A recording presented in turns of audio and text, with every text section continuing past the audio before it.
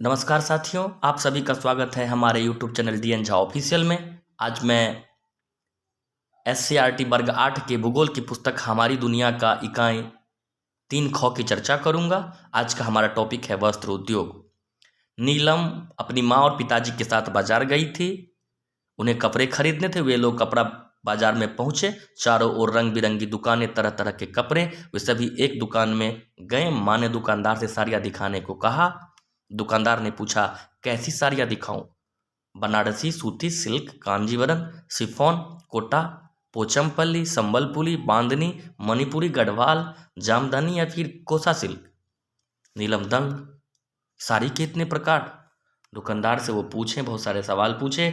अब साथियों, यहाँ से जो प्रश्न बन सकते हैं मैं उन्हीं की चर्चा करूँगा।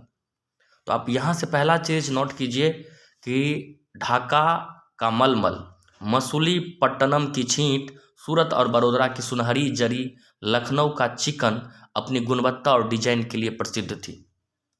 तो इसे याद रखिए, ढाका का मलमल, मसूलीपट्टनम की छींट, सूरत और बड़ौदा की सुनहरी जरी, लखनऊ का चिकन, ये गुणवत्ता और डिजाइन के लिए प्रसिद्ध है।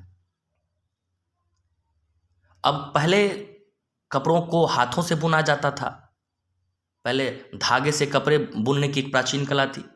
अब नए नए उद्योग हो गए हैं। तो कपास, ऊन, सिल्क, जूट, पटसन का उपयोग वस्त्र बनाने में होता है। यानी वस्त्र के लिए जो आप रॉ मटेरियल है, कच्चे माल है, वो कपास, ऊन, सिल्क, जूट, पटसन इत्यादि है। इसे भी आप याद रखेंगे। आगे बढ़ते हैं साथियों। एक वर्ड आता है टेक्सटाइल। टेक्सटाइल वर्ड का मीनिंग होता है बुनाई, यानी बुनाई को टेक्सटाइल कहा जाता है। तो आप वस्त्र के दुकान में देखते हैं कि टेक्सटाइल वर्ड लिखा जाता है। तो इसलिए कि आज से 250 वर्ष पहले कपड़ों की बुनाई हाथ से करघे पर की जाती थी, लेकिन बाद में बिजली से करघे को चलाया जाने लगा और उसके बाद तो कई मशीनें आ गई जिससे कपड़ा बुनना आसान हो गया, लागत भी कम हो गया, मांग भी बढ़ गई। अब आप देखते हैं कि 19वीं सदी में हमारे देश में जूट और कपास तथा रुई की गांठें नीलामी के माध्यम से खरीदकर विदेशों में ले जाया जाता था और फिर वहां से कपड़ा बनाकर भेजा जाता था। यानी मशीनों का आविष्कार जो यूरोपीय देशों में हो चुका था, तो भारत से जूट और कपास इत्यादि ले जाया जाता था और वहां से फिर कपड़ा बनाकर भारत भेजा जाता था। महत्वपूर्ण बिंदु, देश में पहला कपड़ा मिल 1818 में कलकत्ता में लगाई गई थी। पहला प्रश्न कि देश में पहला कपड़ा मिल कब लगा? 1818 में लगा। कहाँ लगा? कलकत्ता में लगा। असली कामयाबी 1854 में मिली, जब मुंबई में कपड़े मिल लगाई गई। तो मुंबई में कपड़े मिल पहली बार कब लगाई गई? 1854 में। फिर महाराष्ट्र, गुजरात, राजस्थान, बंगाल में अलग अलग किस्मों के कपड़े मिलें लगी हुई है, आप सभी जानते हैं। आधुनिक में जो वस्त्र निर्माण की प्रक्रिया है कई चरणों से गुजरती है। शुरू में मशीनों द्वारा कपास से बीज निकाले जाते हैं, जिसे गिनिंग कहा जाता है। तो गिनिंग क्या है? कपास से जो मशीनों द्वारा बीज निकालने की प्रक्रिया है, इसे गिनिंग कहा जाता है। इसके बाद कपास को इकट्ठा कर गांठ तैयार किया जाता है। गांठों द्वारा कपास के धागे बनाए जाते हैं। फिर इन धागों की सहायता से मशीनों द्वारा कपड़ा तैयार किया जाता है। समझ गए होंगे साथियों। आगे बढ़ते हैं।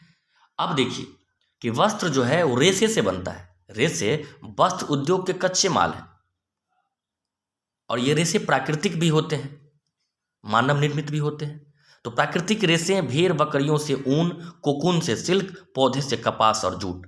तो अब यहाँ ये जानिए कि प्राकृतिक रेशे का उदाहरण क्या है? भेड़ बकरियों से प्राप्त होने वाला ऊन, कोकून से प्राप्त होने वाला सिल्क, पौधे से कपास, जूट, ये सब प्राकृतिक रेशे के उदाहरण है। मानव निर्मित रेशे हैं, नाइलॉन है, पॉलिस्टर है, एक्रेलियम है, रेयान है, ये सब मानव निर्मित रेशे हैं। अब आप समझ गए होंगे यहां से आपको क्या जानना है प्राकृतिक रेशे और मानव निर्मित रेशे के बारे में। आगे बढ़ते हैं साथियों। यहां देखिए, अब सूती वस्त्र उद्योग एक स्वच्छंद उद्योग है, इसे आप याद रखिए। यही महत्वपूर्ण बिंदु वहां से जानना है, ऑब्जेक्टिव में पूछा जा सकता है। और रेशम के कीड़ों को शहतूत के पेड़ों पर पाला जाता है, इसे याद रखिए। पशुओं के, भेड़ बकरियों इत्यादि के पालन से ऊन की प्राप्ति होती है, प्राकृतिक उत्पाद है। फिर रेशम के कीड़ों को पाला जाता है शहतूत के पेड़ पर। तो याद रखिए, रेशम के कीड़ों को पाला जाता है किस पेड़ पर? शहतूत के पेड़ पर। और इससे शहतूत के पेड़ से एक कीड़े होते हैं, रेशम के कीड़े, जिसको उस पेड़ पर पाला जाता है और उसके शरीर से रस निकलते हैं और इसी रस से कोकून बनते हैं और इन्हीं कोकून से रेशम के धागे तैयार किए जाते हैं। यानी शहतूत के पेड़ों पर एक कीट पालन होता है। इस कीट के शरीर से निकलने वाले रस से कोकून बनता है और इन्हीं कोकून से रेशम के धागे तैयार किए जाते हैं। समझ गए होंगे साथियों। आगे बढ़ते हैं। भागलपुर में सिल्क के कपड़े बनते हैं, ऐसा मेरी भाभी बताती है।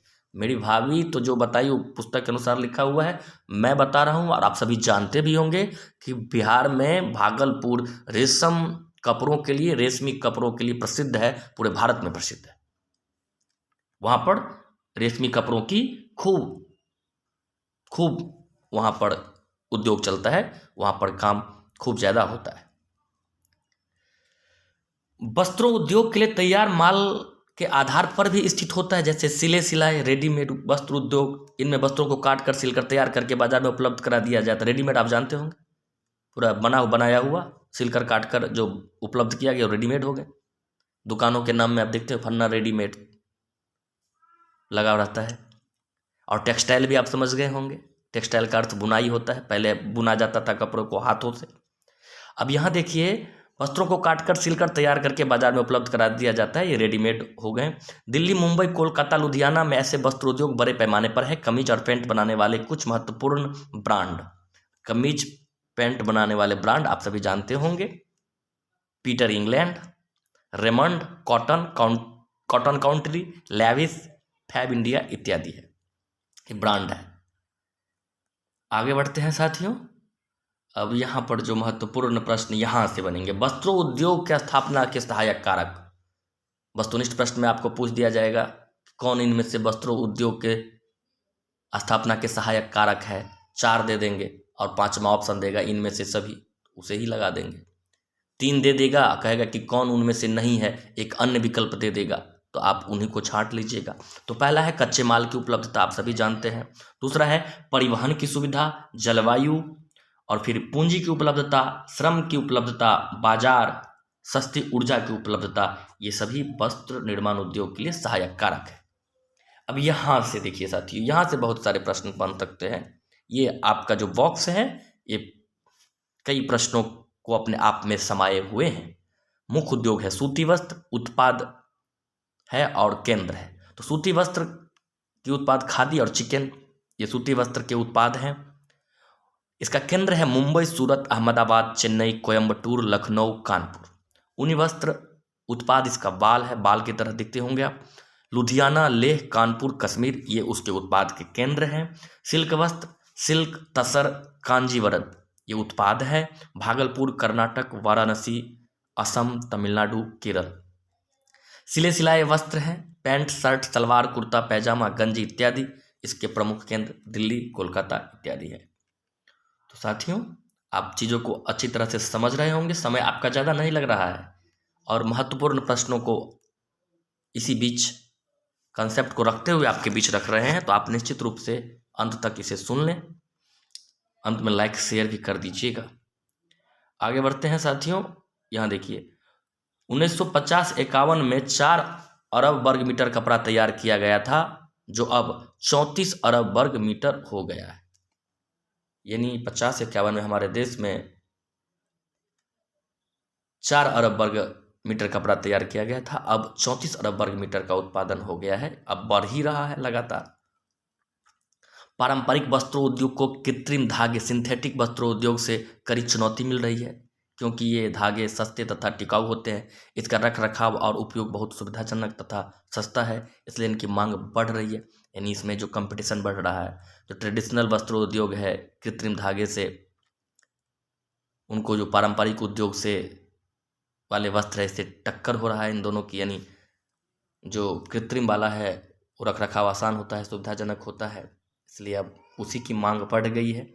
यहाँ ये भी आप जान लें कि कुल अंतर्राष्ट्रीय व्यापार का लगभग 1/4 भाग है कपड़ों का, जो यानी सूती रेशे के विश्व व्यापार में हमारे देश की भागीदारी, अपने भारत की भागीदारी सूती वस्त्रों के क्षेत्र में रेशे में कुल अंतर्राष्ट्रीय व्यापार का 1/4 अर्थात लगभग 25% है। भारत जापान को सूत निर्यात करता है। भारत में निर्मित वस्त्र संयुक्त राज्य अमेरिका, इंग्लैंड, रूस, फ्रांस, पूर्वी यूरोपीय देश, नेपाल, सिंगापुर, श्रीलंका तथा अफ्रीका के देशों को मुफ्त निर्यात किए जाते हैं। तो ये भी आप याद रखेंगे साथियों कि भारत जापान को सूत निर्यात करता है। भारत में निर्मित वस्त्र, बना हुआ वस्त्र संयुक्त राज्य अमेरिका, इंग्लैंड, रूस, फ्रांस, पूर्वी यूरोपीय देश, नेपाल, सिंगापुर, श्रीलंका तथा अफ्रीका के देशों में निर्यात किए जाते हैं। कपड़ों की दुकान से ही टेलरिंग की दुकानों का भी व्यवसाय जुड़ा होता है, टेलरिंग, और फिर बटन, सिलाई मशीन कारखाने कपड़ों की वजह से ही लगे। तो आप ये भी समझ गए होंगे। रेशम वस्त्र उद्योग भागलपुर एक संदर्भ अध्ययन उसकी विस्तृत अध्ययन कर रहा है। भागलपुर जिला पूर्वी बिहार का एक महत्वपूर्ण और ऐतिहासिक शहर है जो गंगा नदी के किनारे स्थित है। ऐतिहासिक दस्तावेजों से पता चलता है कि यह पूर्वी भारत में रेशमी कपड़ों के व्यापार का सबसे बड़ा केंद्र था। आज भी रेशमी वस्त्र बुनना यहाँ एक परंपरागत व्यवसाय है। यहाँ पर उत्पादित वस्त्रों की मांग न केवल स्थानीय एवं राष्ट्रीय बाजारों में है बल्कि विदेशी बाजारों में भी है। यह कर्नाटक के पश्चात भारत का दूसरा सबसे बड़ा रेशम वस्त्र उत्पादक केंद्र है।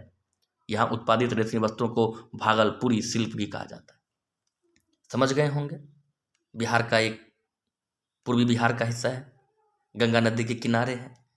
ऐतिहासिक दस्तावेजों से यहाँ के रेशमी कपड़े के व्यापार का सबसे बड़ा केंद्र होने का साक्ष्य मिला है। रेशमी वस्त्र बुनना यहाँ बिल्कुल परंपरागत है। कुटीर उद्योग घर घर में चलता है ये काम। राष्ट्रीय अंतर्राष्ट्रीय बाजारों में इसकी मांग है। वर्तमान में भारत में कर्नाटक के बाद दूसरा सबसे बड़ा केंद्र है, अर्थात रेशमी वस्त्रों के उत्पादन में पहला केंद्र कर्नाटक ही है। ये भी यहाँ से प्रश्न बन सकते हैं। और दूसरे स्थान पर भागलपुर है। यहाँ उत्पादित सिल्क को भागलपुरी सिल्क कहा जाता है।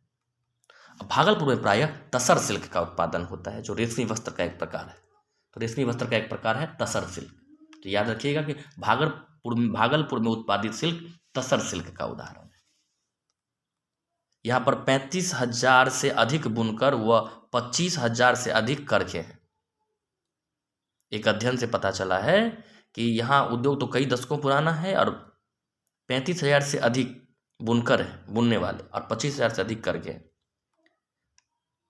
रेशम कीट पालन व धागा निर्माण में जुड़े व्यक्तियों को भी जोड़ ले तो इस उद्योग में लगे हुए लोगों की कुल संख्या लाखों में।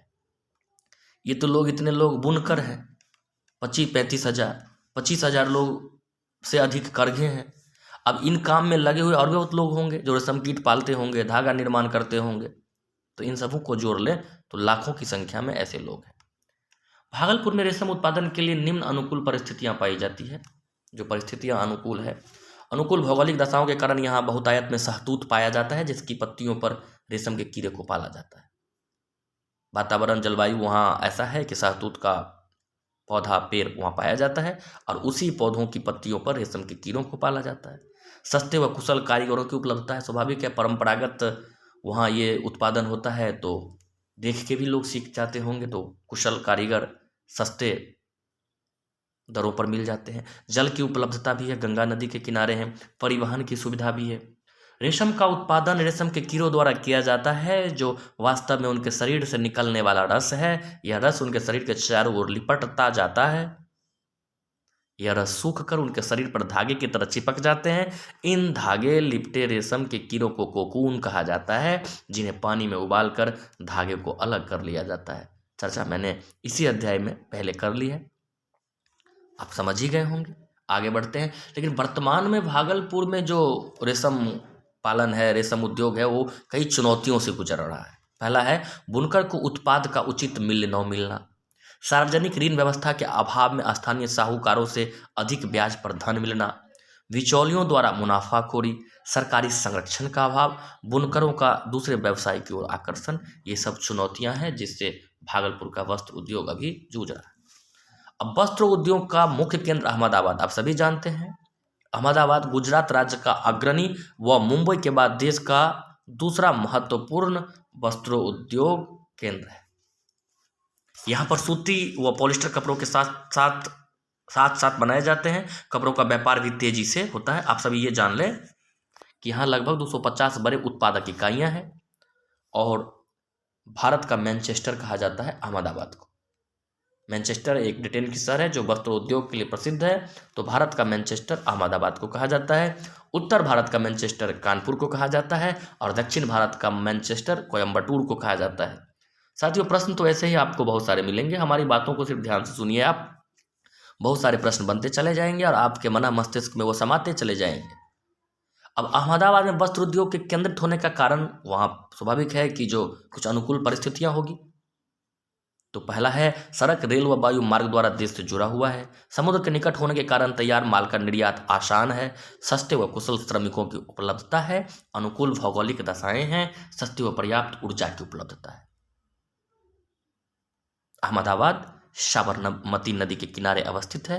आप सभी जानते हैं साबरमती नदी राष्ट्रपिता महात्मा गांधी से संबंधित है, क्योंकि उसी नदी के कारण किनारे उन्होंने साबरमती आश्रम की स्थापना की थी। साबरमती नदी के किनारे साबरमती आश्रम, गांधी जी का।